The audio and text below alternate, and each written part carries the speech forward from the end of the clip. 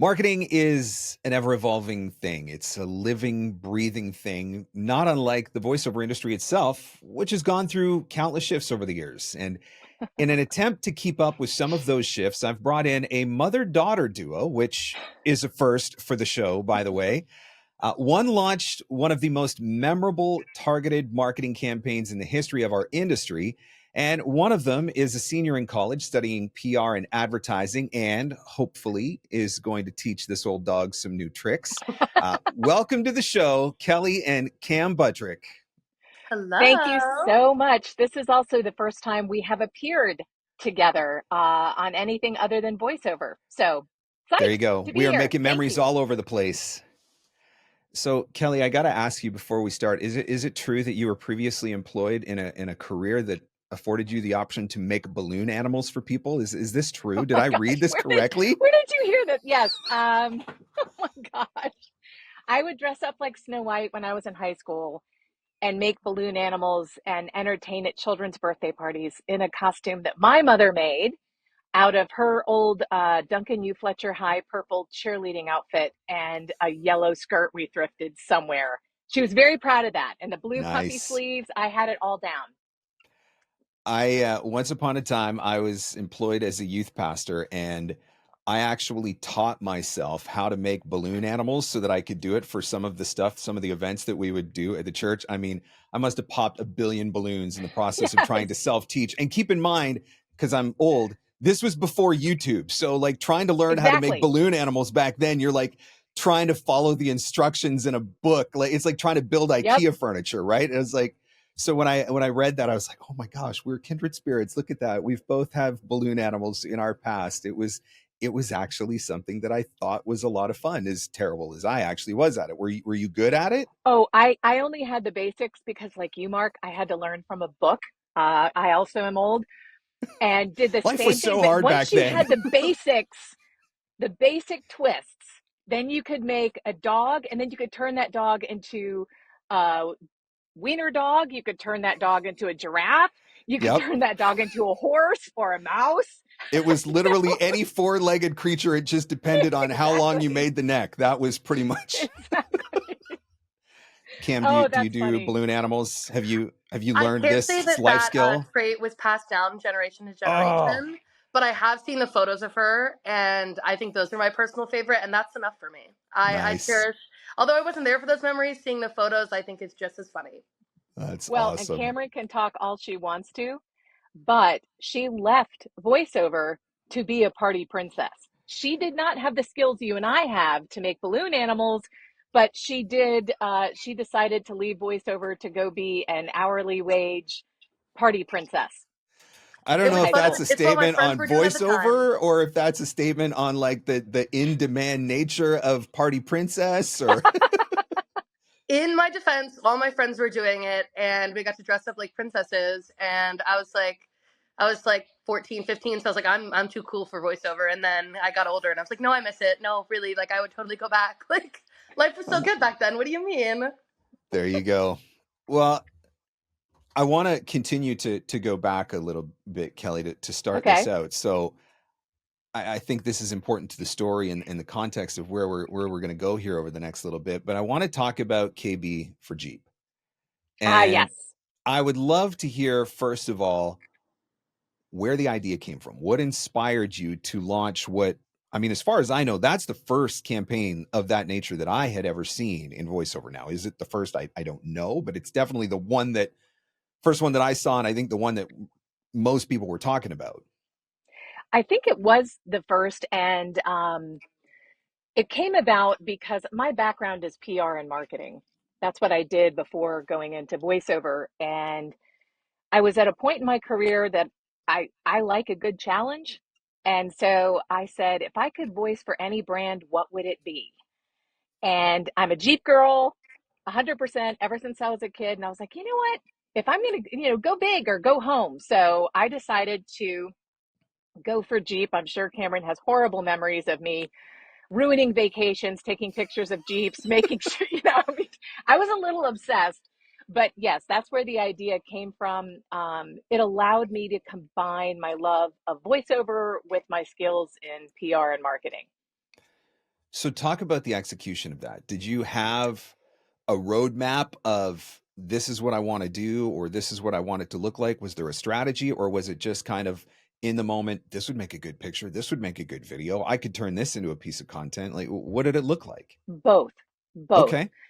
I sat down with my friend and client Matt Chastain at Jittery Joe's in Athens, great little local coffee house, and I said, "This is what I want to do." And he helped me plan the first videos. And the first strategy was to approach them via email before we went public. Then we saw that when I was watching the Super Bowl, they came out with this My Jeep Story, I think is what it was called. Okay. And when I saw that, and Super Bowl is what, January, February? Yep. When I saw that, I decided to pull it public because I didn't, at that point, the door was wide open when Yep. they did that. Sure. There was not, people seem to be a little confused and they think that Jeep was looking for a voice. They were not. I just was the one going, hey, I I'd just really be wanted a to good be voice the for Jeep. voice. Yep. Yeah. And it's before UGC, user generated content, really became a thing, certainly before it was a thing in our industry. So I was flying blind. I definitely had a roadmap, but there were certainly times when my brain, which is like squirrel, it's like, ooh, I could do this and I Yep. could do that and I could do this and let's do that. And hey, Cameron, I need you to go take my picture doing this, that, and the other. So it was an exciting ride, pun intended. So one of the end results of that campaign was actually an avalanche of, I guess, features, articles, stories in a lot of reputable industry publications. Adweek, I know, Yes, was on the list. PR Daily. Talk about the ripple effect of what you did. Was that something you thought about ahead of time, or was that like, oh wow, yes. this is a really cool unintended result? No, it was very intentional because it would not make sense to throw all of the thousands of dollars and the hundreds of hours I did into that without having a secondary goal. Right. Because I needed it to be a success, even if I didn't get to voice for Jeep, which is exactly what happened. I did not get to voice for Jeep. So my bottom line increased by 40%. And Nice. I forget what the number is because it's been a while, but I had tens of thousands of dollars, like I think almost 100,000 or maybe even over 100,000 in free coverage in, like you It's said, amazing. Adweek and Yep. PR Daily and Campaign US and all of these things that our clients read. So that to me was where I saw the value. And it's interesting to me that now so next year will be 10 years Mhm. since I went public with it. 10 years, people still affiliate me with the Jeep brand. I think the cool part about that is, what are the odds otherwise of a voice actor like you or me getting featured in publications like Never. that? Like, right? There's not like a meet the voice actor feature in Adweek every month or whatever. Like, That's a great idea, Marc. You should pitch him on that. I like that.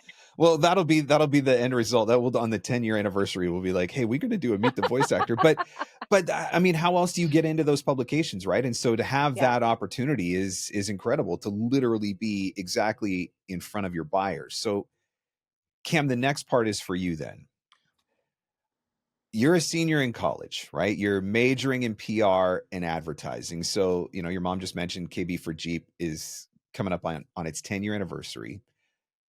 Let's say that mom was going to relaunch or do some sort of similar campaign, but we're doing it in 2025 now. I'm just curious, how does it look different this time? If you got to be the boss and take the reins and tell mom what she was going to do with her campaign, and, keeping in mind that we've got more tools now than we had before, and social media has changed and evolved. I'm just curious what a campaign would look like today now if you were going to organize it. It's so funny you ask this because I think I blocked the KB for Jeep eras out of my mind because I remember 10-year-old me having to film The it for childhood her. trauma of So never being able to enjoy a vacation or a trip out, or yeah, so I think I've kind of put it in the past, but it is, as I've grown up, I've been like, oh wait, like that's so cool. And even on this podcast, I'm like, oh, I didn't realize she was in all these cool things. Like, wait, my mom is cool. Like, sometimes I forget that. So always a nice Well, hey, if reminder. we've accomplished nothing else in this episode, then Kelley, we now know she knows that you Thank are you. cool, and she said it, and it's going to be public. It's going to go on the internet, This and is it's going to public live record. forever. Exactly.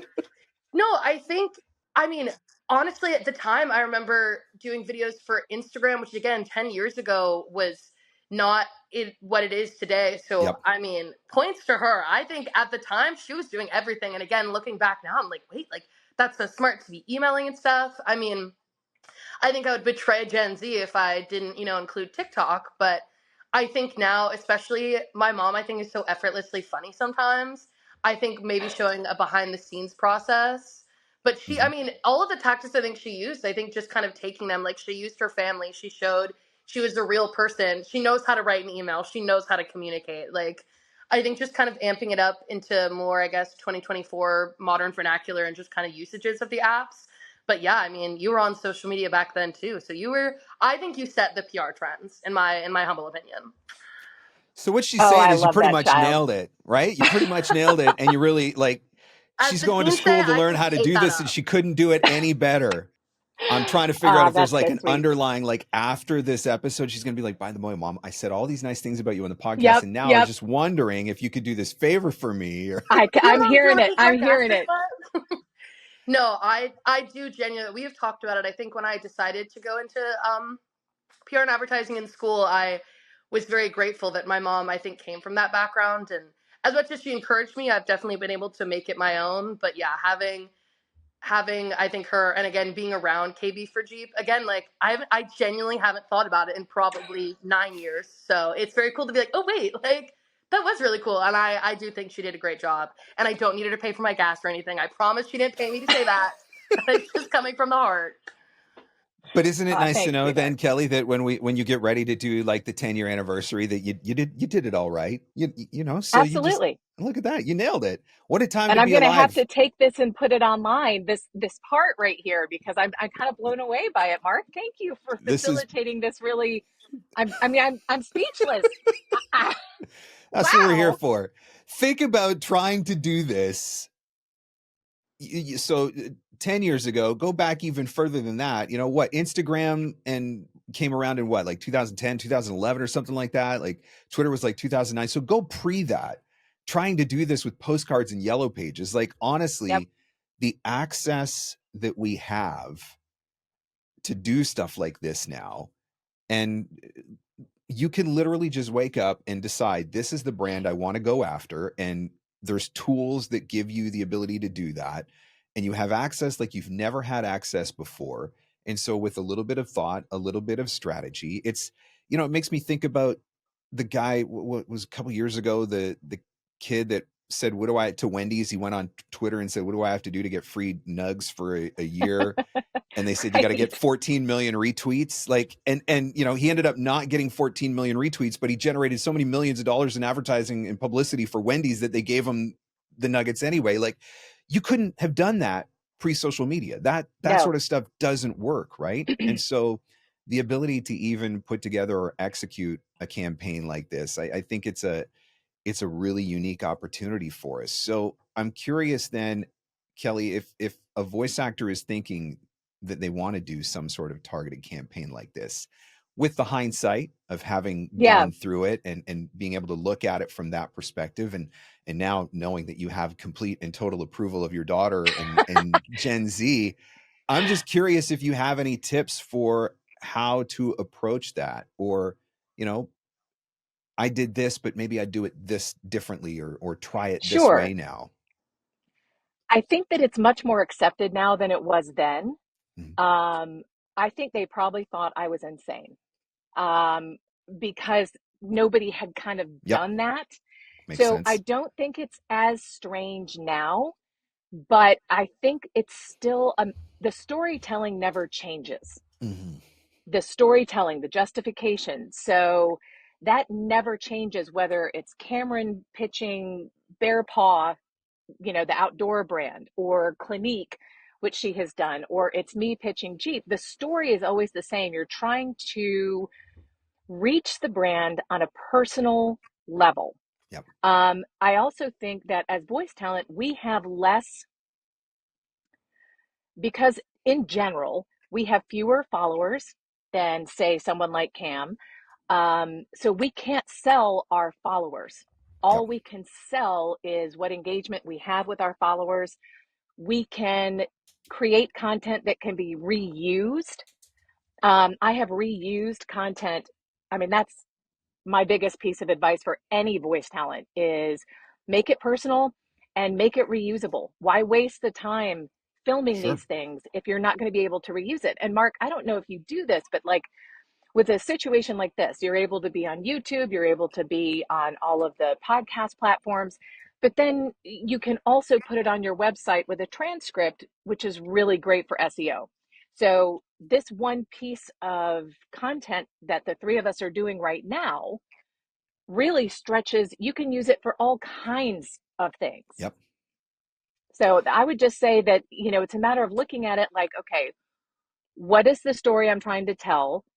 You know, what are the major points? Stick with those points and go from there. And who was it you were talking to? Was it Tawny, I think, who had the viral videos? And one thing Yep. that you said, which I just was like, yes, yes, Marc, go, is that you said it doesn't have to be about voiceover. Yeah. It doesn't have to be about voiceover because people work with people they know, like, and trust. And the key there is people work with people. So you need to make sure that it's know, like, and trust. Just like Cameron being on this podcast with us will help establish that trust relationship when brands reach out to her or when she's reaching out to brands. She's establishing herself in a different way as an expert in this type of content creation. She is a Gen Z expert. She pitches herself as a Gen Z expert. She is reached out to as a Gen Z expert. Now she can add podcasting to that. Does all Yep. that make sense? Yep. It does. I want to touch on something that you brought up, and actually Cam and I were talking about this before we got started. You mentioned that, you know, as voice actors, we tend to have a smaller follower count and we can't sell our follower accounts, but I think there's also some misunderstandings now around follower count. And so Cam, I'd love to hear you talk about that, because I think there is this perception that I've got to have tens of thousands or hundreds of thousands or millions of followers in order to be able to add any value through social media. And that's not necessarily true anymore. Maybe it was a few years ago, but not anymore, right? Yeah, I think the most important thing, and I mean, you'll see videos about this all the time, is knowing your audience. And I think that sounds so simple, but being a content creator, it's funny, especially talking to my friends who aren't, because for like full transparency, I have under 5,000 followers on TikTok. Like I am not, you know, I am no Alex Earl. But what I think brands like is my audience is very, very targeted. It is, I think, 87% female and like 60% in the 18 to 27 category, and then I think another 20% in 13 to 17. So it's all like Gen Z and predominantly women. And so most of the brand deals that I end up getting are based on college products. And so like things that college students would need and want, and, you know, services and all that. And so I think I always tell people with social media, like you can have like, you know, 2,000 followers. And honestly, most of the agencies that I work with, I think you really only need 1,000 followers. So it is definitely not as hard to get into the industry as it once was, but figure out what your target audience likes. And I know we use this as an example, but like if you really like knitting, like make content about knitting. There are people that literally search on TikTok how to knit X pattern or whatever. And if your video comes up, like brands are going to see that. And so if there's, you know, a sewing brand or something like that, they want to work with you. And so I think that is kind of the joy of social media now, is it really doesn't matter how many followers you have. And I also tell people, you don't even have to be the loudest in the room. People want to follow people that remind them of themselves. So like, no matter who you are, know your audience and be authentic to you, and your content is going to do well. I think the authenticity side of things is so important. And I think that does tie back into voiceover, because what's the number one direction for every voiceover script that lands in our inbox, right? They want genuine Absolutely. and authentic. And so if we can demonstrate genuine and authentic through social media, you know, being who we are, the fact that I'm not a barbecue influencer yet feels like a missed opportunity. Like I'm doing it wrong. And Literally, this start is it. now. You will have 2 followers already. We'll be there. There you go. We're going to make this happen. So the word UGC has come up here a couple of times, and I think a lot of what we're talking about, what we've been talking about through this content creation is UGC to a degree. So let's define UGC, user generated content, and start there, because I think, and Kelley, you may know this, in the voiceover industry, there's a lot of freaking out about user generated content because some of the casting sites, that term has popped up in terms of Has it? service. Yeah. Oh, I And didn't know that. Okay. oh, there was a big thing because people thought it meant that everything that they were posting on certain casting sites were, it was like open season, and that's not actually what they were referring to. But when you don't understand what user generated content is, there's some confusion around that. So let's start with a definition. Whoever wants to take it, or maybe you each have a take Yeah, on you what go first, your Cam. definition is of it. So yeah, I think especially in this conversation, I think people define it really differently. In terms speaking just in the social media industry, UGC obviously is still user generated content, but it's primarily when a brand is pitching you, hey, we need UGC, they just want you to make content and they post it. So for me, when I see a UGC thing, we are creating the content. They'll give you kind of your content brief and your pitch. You create it, but it just means no posting on socials. So that's why when we're talking about it, I'm like, oh, user generated content is something totally different. But yeah, from a social media standpoint, user generated content is content you are making that the brand is paying you for, and then they will use that for their advertisements, their social feeds, however they see fit based on like whatever rates you've established. And that's what I've started doing on the side, Marc, is the same thing where I'm not relying on my social media following. I'm relying on the creative content that I'm going to use the word create again, the creative content that I'm creating. For example, I pitched a really cool tent that I wanted to do anyway. I wanted to get it anyway. And it's this giant tent, quick set by Clam, and I wanted to use it while I was camping. So I sent them my website, which is kbcreatescontent.com. And it has all kinds of examples. My dog and I mean, I have pimped out my dog. We've made a killing. And he is mighty cute and has a great personality, but we have made money pitching different dog related stuff. Yep. And so when you're pitching them, as Cameron said, you're just giving them content. Doesn't mean you're not being paid to post it on your site. I always do. If I happen to come across it, I'll pitch it on my site. But other than that, I just cash the check. Go with what their thing is, and then go with it. As I'm sure you are aware at this point, college is expensive, and I have 4 kids, and it's just occurred to me that I am not nearly leaning into them enough. Like, the baby is almost 7 months old now. Like, why is she not making money for college? Get on it. Like, come on, what the heck? You got to 3-year-olds Get her on it. sitting up there playing with slime, and I'm like, no, we need to get you creating content. I'm going about this all wrong. Forget I want to walking. clarify. You need to get her creating content. Yes, I don't know why I haven't thought of this previously. Make her TikTok account now, and by the time she's old enough to actually use it, she'll be famous. That's right. Save the username. I want to clarify something, because when we talk about this user-generated content, are you getting a script, or are you just getting this is what we want you to do, but you do you? Because obviously, as we use words like authenticity and genuine and things of that nature, UGC looks a little bit differently depending on, oh, well, they told me everything to say and I just said it, versus no, they send me the product, I talk about it, whatever. Like, what does that look like from an execution standpoint? Most of the time you get a content brief, and for each brand it's different, but usually it's like, sometimes they're like a really fun, funky PowerPoint presentation. Sometimes it's a bunch of words on a page. But basically, most of the time, I got one today. I was looking over it for Torrid, and I've worked with them before, so their stuff is pretty straightforward, but it just says, we want you to highlight, our new cozy collection. And the theme of the video is, we want you to bake your favorite holiday treat and talk about how comfy the clothes are. And then I get to do with that whatever I want. And usually it'll typically say, we want it to be 10 seconds, 30 seconds, whatever. But most of the time there's not a script, but they will give you talking points. So if you really wanted to script it, you could. But a lot of times it is very much just like, here's the call to action, here's the specific brand or the specific, product we want you to promote. And then everything else is kind of free reign. And so you record one take, two takes, three takes. Do you send them a batch and they just pick what they want to use? What does that look like? So I think the hardest part is there is not an industry standard in social media, and any, Yeah. influencer with 1,000 followers or 1 million followers will tell you this. And this is kind of what I'm studying and learning about is some brands, they say, here's the brief, have your video posted, by December 1st.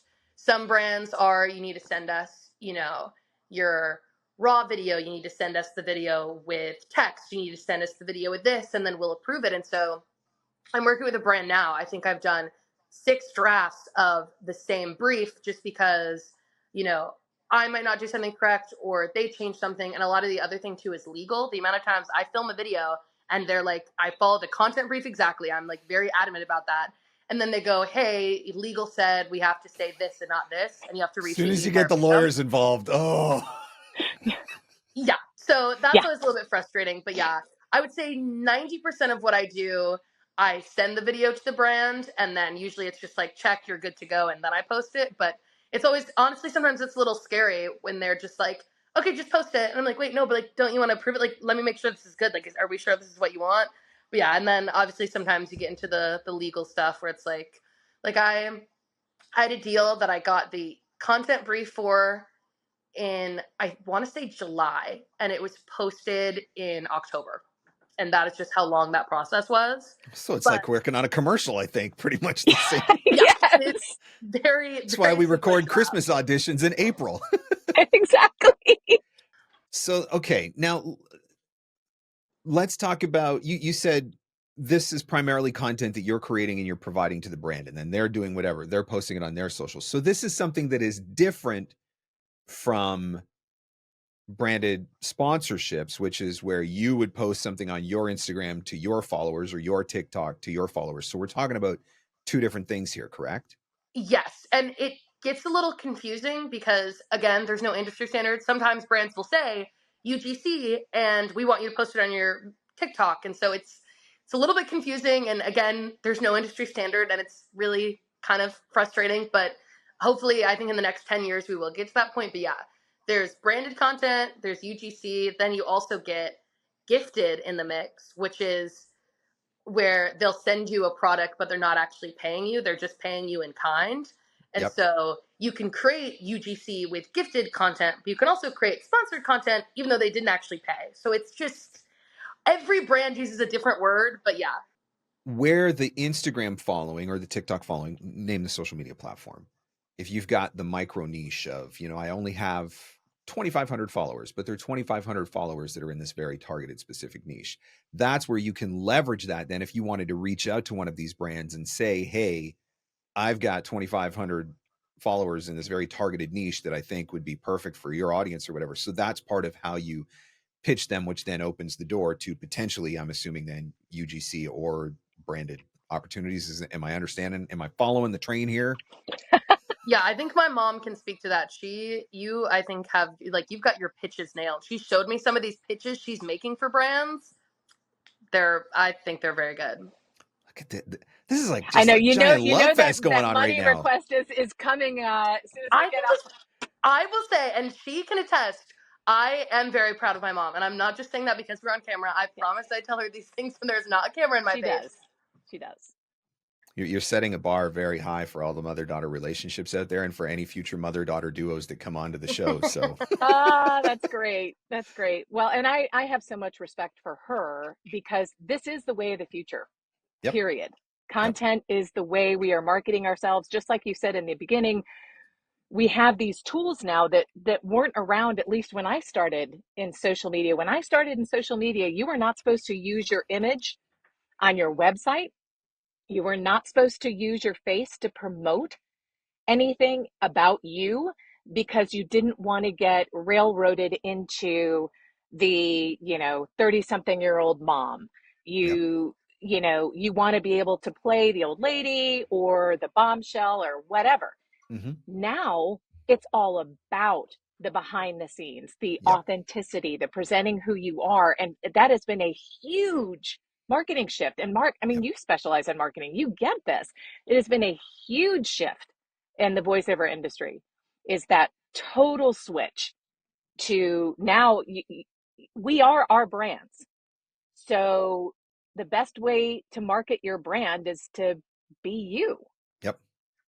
It's what everybody wants now. So talk about this from the voiceover perspective. Where I'm seeing this, and I'd love to hear your thoughts on this, is wealth building 101 is you got to have multiple income streams, right?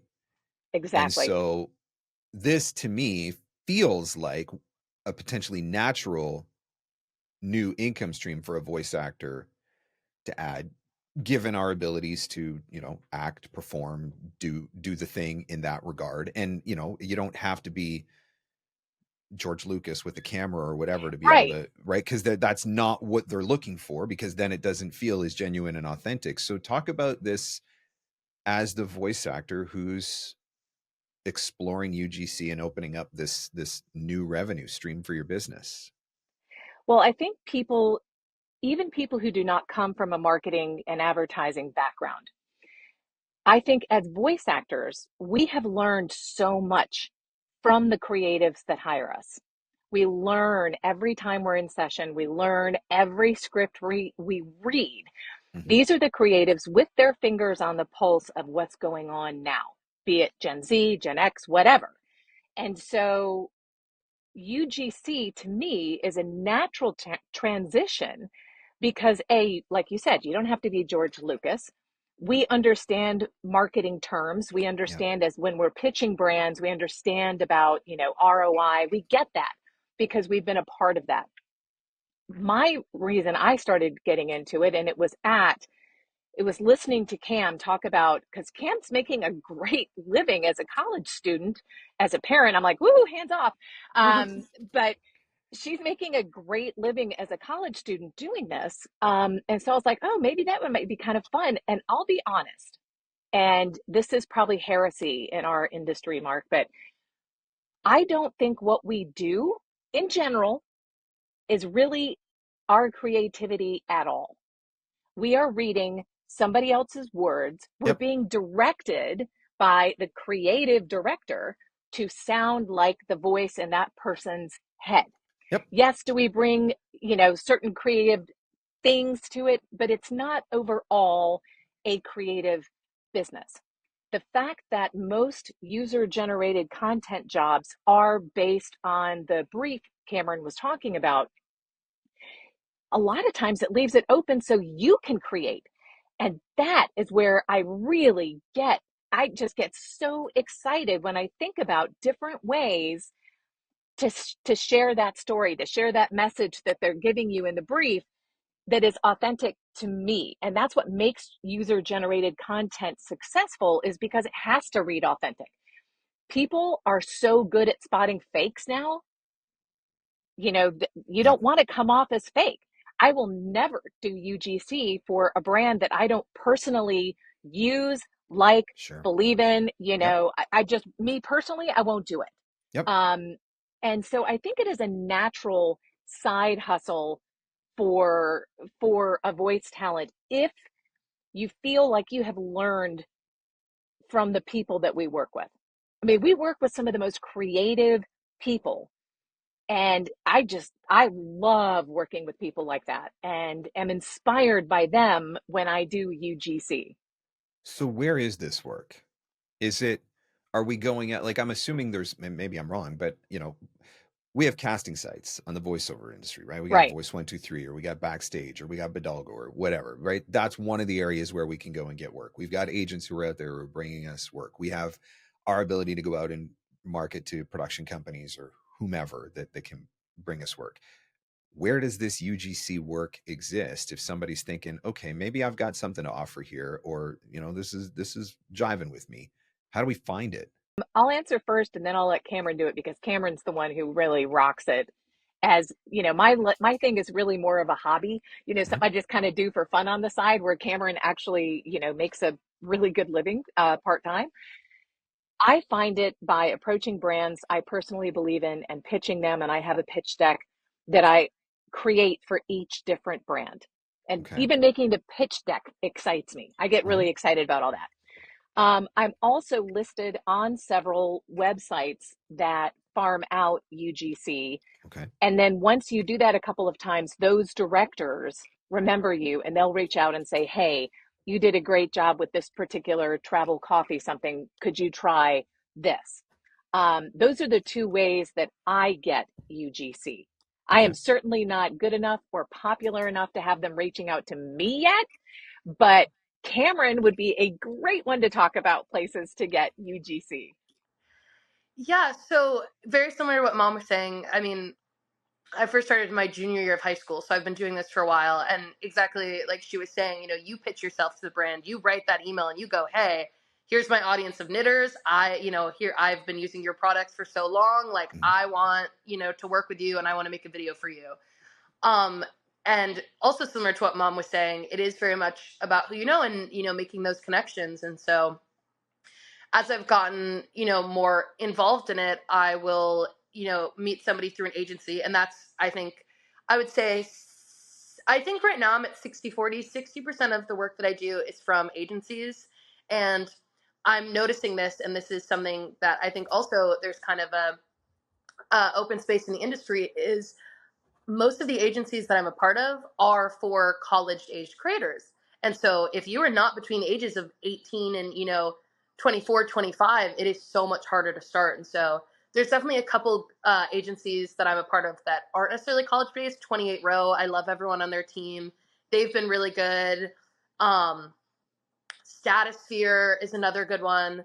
But most of what I do, or I guess, yeah, 60/40 agency. And then a lot of it too is, I worked for Uber through 28 Row, and most of my, day-to-day stuff was on the 28 Row team, but I did know the person directly from Uber.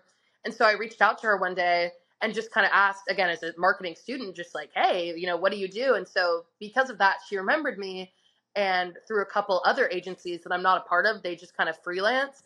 They have now reached back out and said, hey, we got your recommendation from Caitlin at Uber. Can you do something for that? So now I'd say 40% of it is people who know me, or, again, I'm sure very similar to the voiceover industry, people talk. And so, Referrals. Yeah. yeah. And Yep. so a lot of my income comes from Uber, and then Torrid, I make videos for every month. And that also, I think they found me through an agency called Aspire. And then I started talking to the people from those brands. So I think that's, if you're trying to start, step one, find agencies that are about your niche. And then from that, see if you can, contact the people directly from the brand. And that way I think you'll be set. So Kelley, what I'm hearing is that there's an opportunity for you to start a Gen X agency for UGC, because the Gen Zs have all built their agencies and then they've put up "get off our lawn" signs for all of us Gen Yes. Xers and old. So it's totally gone in reverse now. Like, what? You're over 24? We don't want you. I think, Marc, I think you are so on the money. So, Absolutely. And so there's an going to opportunity that there. point, way back before the pandemic, I was working with Leah Hoffman, who's a good friend of mine, and she is just a phenomenal voice talent and just phenomenal human. I love her dearly. And we had talked about creating a website uh, where voice talent were matched with brands that had similar values and alignment. For Okay. example, she used to be, I think, like a semi-pro snowboarder. Okay. So she would reach out, we would reach out to brands on her behalf saying, hey, why not hire this one person, this Leah Hoffman, who knows the snowboarding industry, is a snowboarder, and let her voice everything for you. So that just like an audio mnemonic, like we hear about all the time, why not have a voice to represent that? Yep. And that was what I was pitching to Jeep way back when, was, you know what? Use me for everything. Let me be the guide in the car that's speaking to you. Let me be the one who's talking to you on the television commercial. Let me be the one when you call, it wasn't Stellantis at the time, but Fiat Chrysler, Yep. let me be FCA's voice, so that every time you hear that voice, you think Jeep. Every time you hear Leia's voice, you think snow sports or Yep. outdoor sports. Yep. And we were all excited about that. And then the pandemic happened. So Screwed up a lot of things. screwed up a lot of things. And to be honest with you, my energy level these days is a lot lower than it was 10 years ago. So hopefully some of these young whippersnappers out there listening now can make something like that happen. And if you do, give me a call.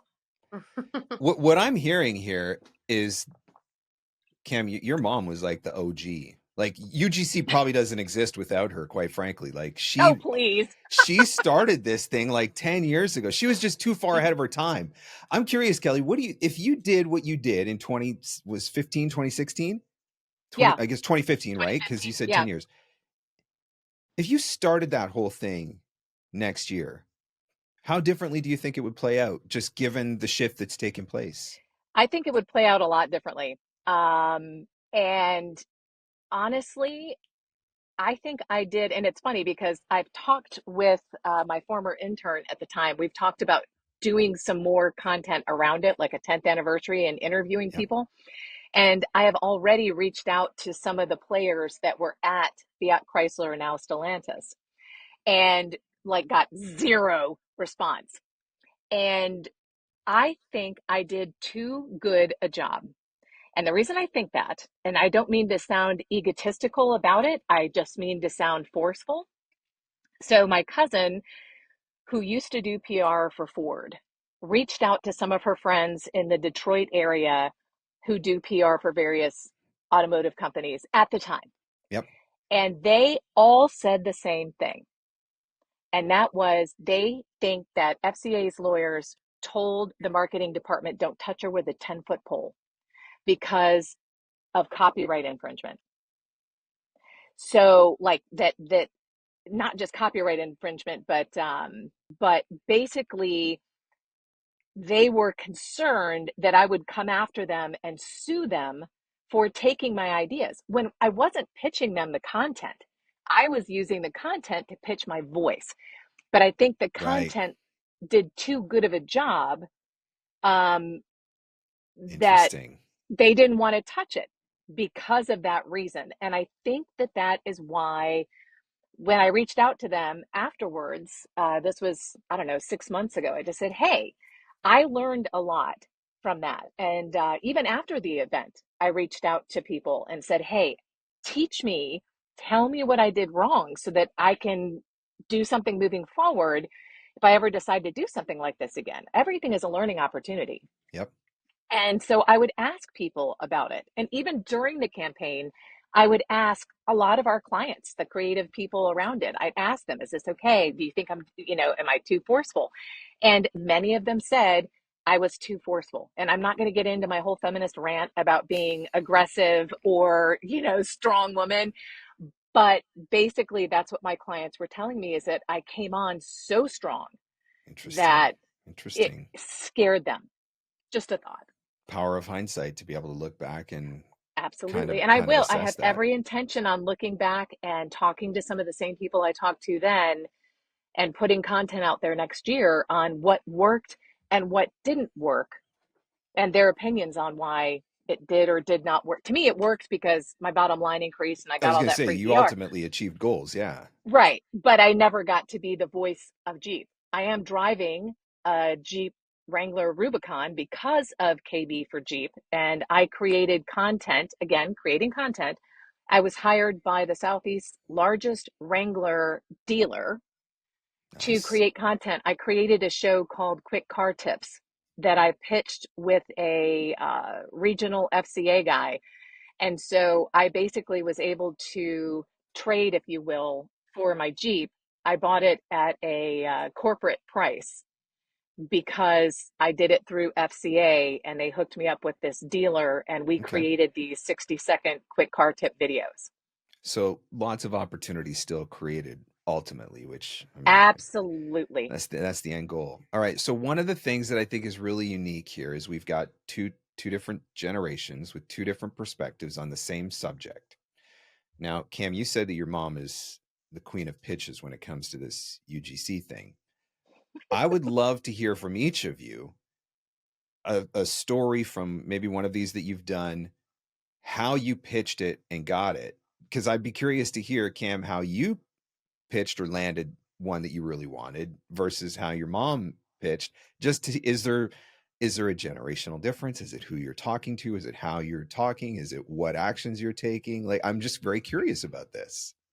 That is such a great question. As I'm currently drawing a blank. If mom wants to take that one while I am, going back in my memory a couple years. All right. Okay. Yeah, because Cameron's pitches are great. I would say going back to the quick set by Clam and the way I did it, I knew I wanted one, right? Okay. And they're very expensive, but I was getting ready to go camping in Michigan for the summer and I wanted to have it because Michigan mosquitoes are like monsters. I mean, you can saddle them up and ride them. I am aware. So I took, yes. I'm close enough to that, the border. I know. you know where it is. I mean, those things are like bloodsuckers, truly. Yes. Yes. So I went with that idea and I did a slide deck. And the first slide was a video, and I was sitting actually in my front yard here in Georgia, but it looks like the woods. Okay. And I was sitting in there and I said, hey, I am a professional award-winning, because I have won awards for content that I've produced, content producer. I want one of your quick set by Clam shelters. I think that, and I went through their website, just like you obviously did in the beginning of this interview, but I'd gone through their website, I pulled talking points out of it and did a 60-second video on how their values and my values aligned. Then the next slide had 3 pictures in it. One was a big giant mosquito from that old movie Mosquito with, remember that, Oh gosh, I forget that one too, but ancient movie. And then I did one, there were 3 pictures with 3 of my different pitches. And then the next page was each of those pictures with a little bit more detail about each pitch. The next page was, this is what I want from them, the monetary value. Then what I wanted them to pay me, with the shelter.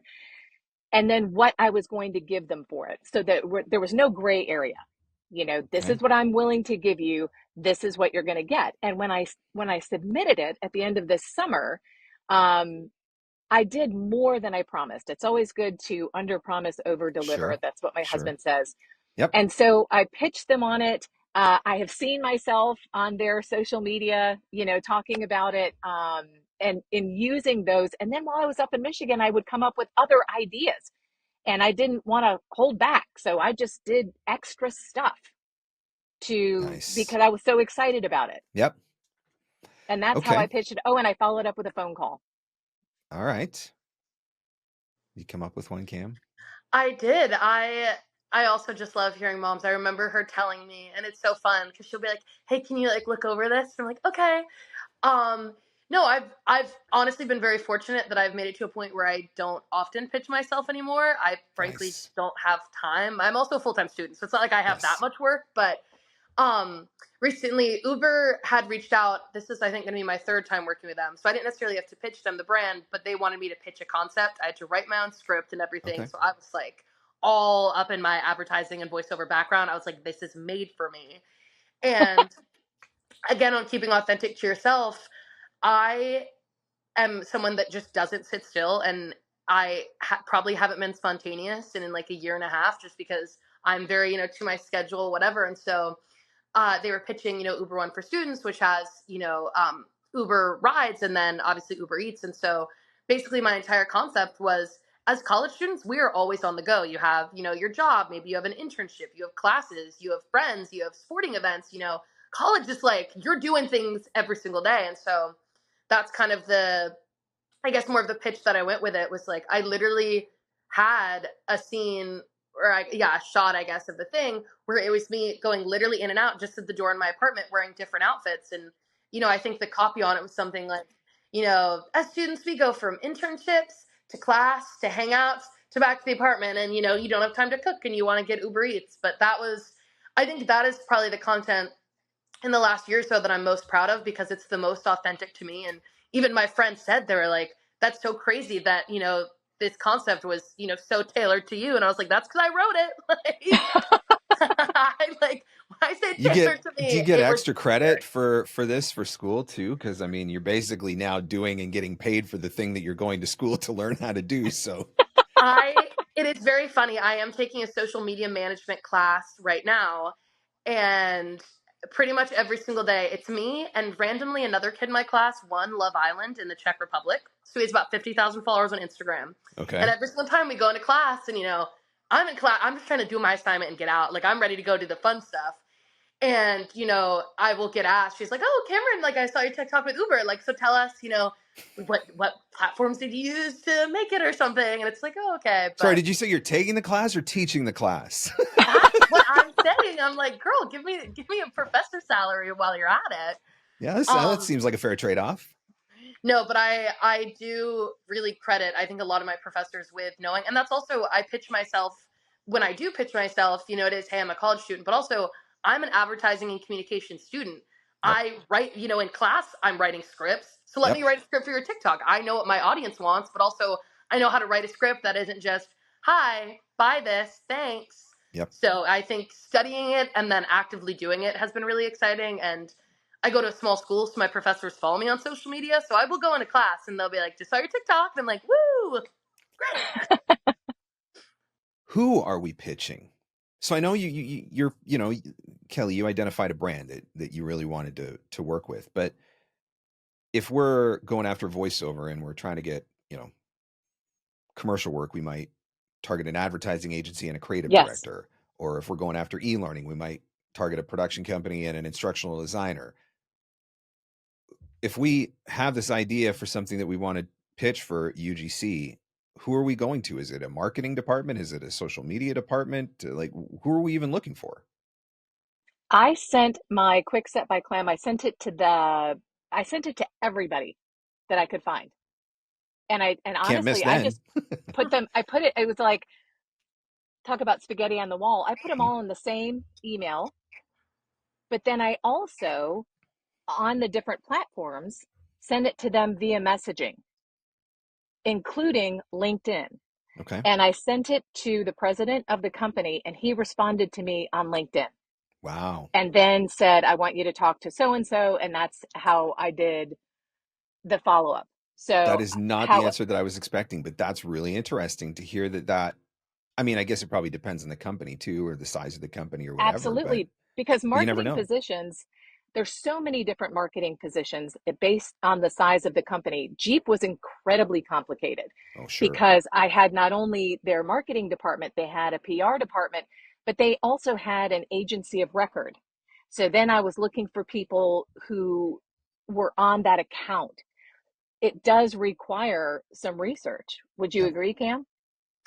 Yeah, I definitely think, I mean, honestly, if you're pitching a small business, there's always the contact us pages. And again, because, influencing and content creation has become so popular, a lot of times when you hit the contact page, it'll say, for, product inquiries. And then below that, it's for PR, for collaboration stuff. And so, like, websites will make it easy. A lot of websites also have programs that you can just kind of apply to directly through the brand. So it's like, if you really, and typically it's makeup and skincare, but again, if you're a voiceover talent who always comes to set and you're full glam and you want to make content about that, go on whatever beauty brand, go on Tarte, go on Too Faced, go on NARS, whatever it is, and I guarantee you most of those pages will have a specific PR email, and that's when you go, hey, I'm so-and-so, like, I would love to create content for you. I've been using this foundation, and I'm voiceover talent, and that's what makes me unique. So here's kind of this video concept I could make for you. And that is,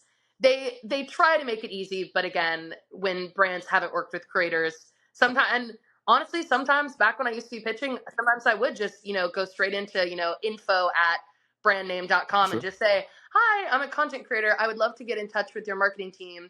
And, you can sometimes, I would usually try to put in the video so that way they would know, okay, like, here's what she's doing, and send it to the right person.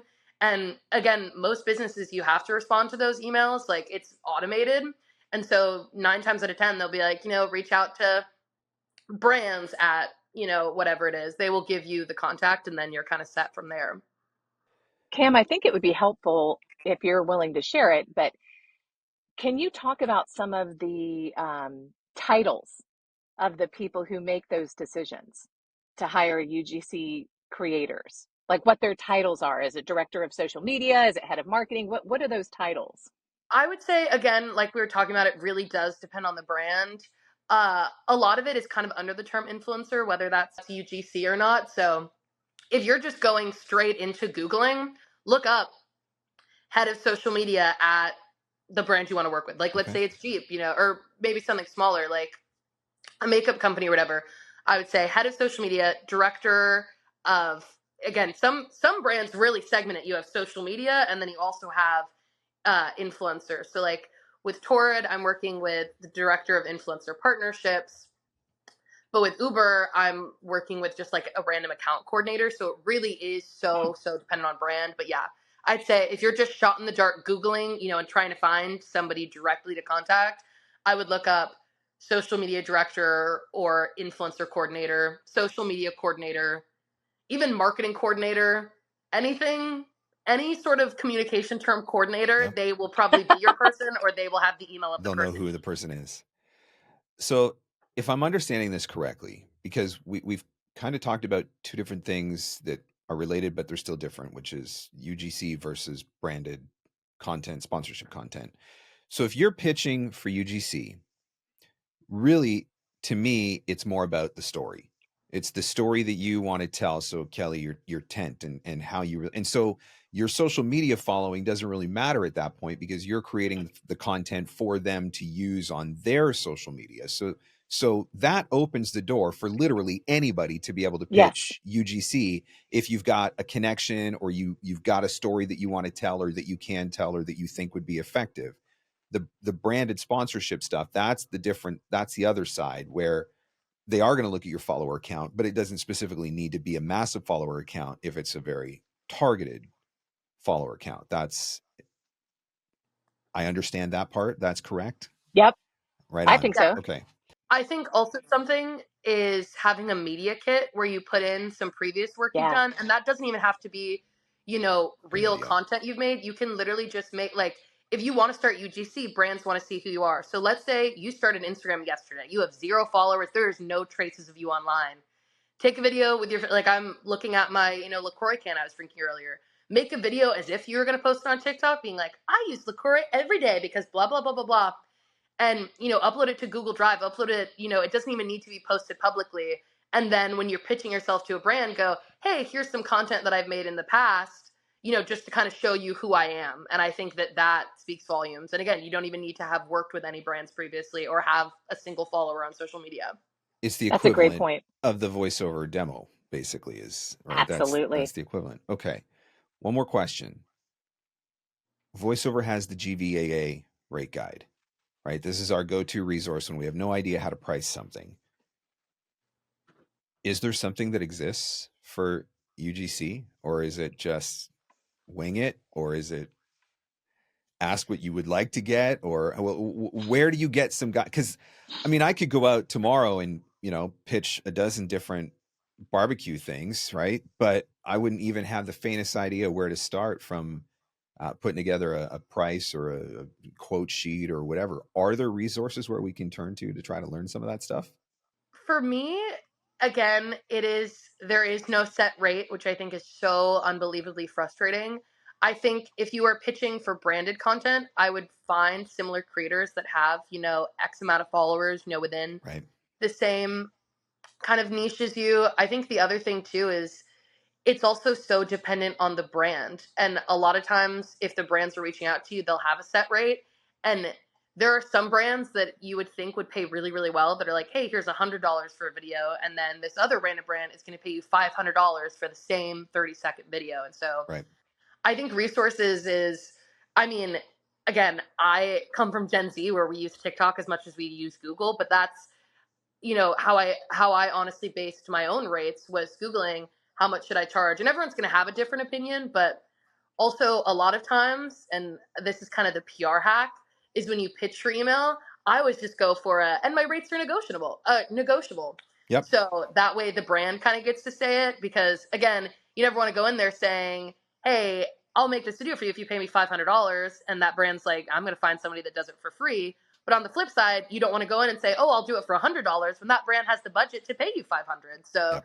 definitely the term rates negotiable, I think, has gotten me so much work, because it's like, yeah, and we can talk, like, once you approve this pitch, then we can talk rates. And then that's when you can go, well, you know, because of my previous experience, I'd like X amount or whatever. But if the brand comes to you with a price, always let the brand talk first, in my opinion. It's the voiceover equivalent of tell me your budget. Yep. Right? When we're pitching for voiceover, you know, do you have a budget that you're trying to work within? My mentor and dear friend told me when I was just getting into voiceover, whoever puts the money down first loses. Yep. So I know when I pitch, I don't mention rate at all. Okay. I wait to hear, and then, because a lot of times what you're being, just like in voiceover, the usage and what you're required to give them is based on the rates. I mean, the rates are based on that. Based So on if usage, you yep. have somebody saying, hey, I want 3 TikTok style videos for $25, no way. Yeah. You know? So if it's, you know, one video for, you know, X amount of money, it just depends. And like Cameron said, it really is the Wild West. And lucky for people like you and me that this isn't our main gig. Yeah. Yep. So I just am like, okay, do I have the time? Does that seem reasonable to me? I also have been in a weird situation twice where the UGC agent has asked me to do a voiceover, and they have no idea how to price voiceover. Sure. And so when I come to them and I'm like, okay, it's going to be X, and they're like, but you're just doing the voice on this one. And I'm like, yeah, it's priced differently. You know, I have a lot of it, you know, invested here and all of this, where UGC, you've got your phone. Yep. So you know, it's those just, phones it's are pretty difficult to expensive these explain it. days. They are. And I think it's also interesting that the people who are hiring us, whether it be voiceover or UGC, they are all, or I shouldn't say all, because who knows who's watching this right now, but so many of them are of the Gen Z generation, the Yep. millennial and the Gen Z generation. And so in talking with them and negotiating with them, you've got to understand that going in. As Cameron said, know your audience. Yep. So that you're speaking their language and their budgets. Yep. This has been very enlightening. I don't know if I'm ready to dive in yet, but It's fun, honestly, Marc. Come on. You'll have such a good time. The episode was, you know, I like to survey my audience. What do you guys want to know about? And UGC is a subject that people have been asking about that I was like, crap, I don't even, other than user generated content, like I know what UGC stands for. Outside of that, you know, totally clueless. And so this has been incredibly enlightening, because I actually do feel like I understand it even more so now. And so for the people who are very curious about it, it just seems like a really logical income stream to open up from a voice acting standpoint. I think we've got probably a lot of the tools that we need to be able to do it.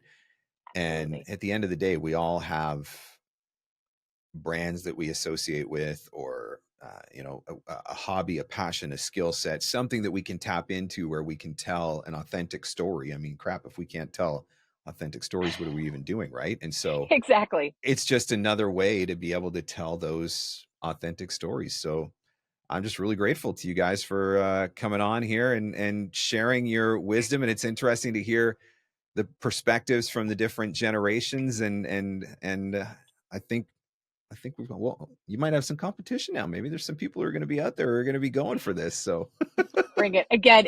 For me, it is so much fun, and that, I think, is the thing I really appreciate you also inviting Cameron to be on this, is that she has a different attitude about it than people like you and me. And she certainly has a different knowledge and a different perspective on it than you and I do. And thank you. Thank you for this opportunity to see my girl a little bit before Thanksgiving next week. And I just appreciate it. And I'm honored, Marc. You put such great content out there for our industry. When I got the email from you, I'm like, oh my gosh, Marc wants to interview me. Holy cow. I mean, I was just kind of like, wow. So thank you for that. I certainly appreciate that, but you might need to set your standards a little bit higher if you're going to get. This has been so good though, and I really am grateful. And it's interesting, like you said, Kelley, like, look, I didn't have a clue, right? But then Cam, you've never known life without this stuff. And that's the difference right there, right? We're trying to figure it out. Your mom and I are trying to figure it out. Your generation pretty much invented it. And so Yep. A really interesting opportunity for the tables to turn and for us to learn something, which I think that's really cool too, that, you know, if you stay open to those types of possibilities, always something new to learn in the social media game. As Gen Z says, we are always ready to yap. So if you're ever like, I need help creating content, ask your Gen Z neighbor, ask your kids' friends. We will tell you about it and we will yap about it. There you go. It's been laid down. Well, Cam, Kelley, thank you so much for coming on, and thank you for everything that you've shared. I certainly do appreciate it.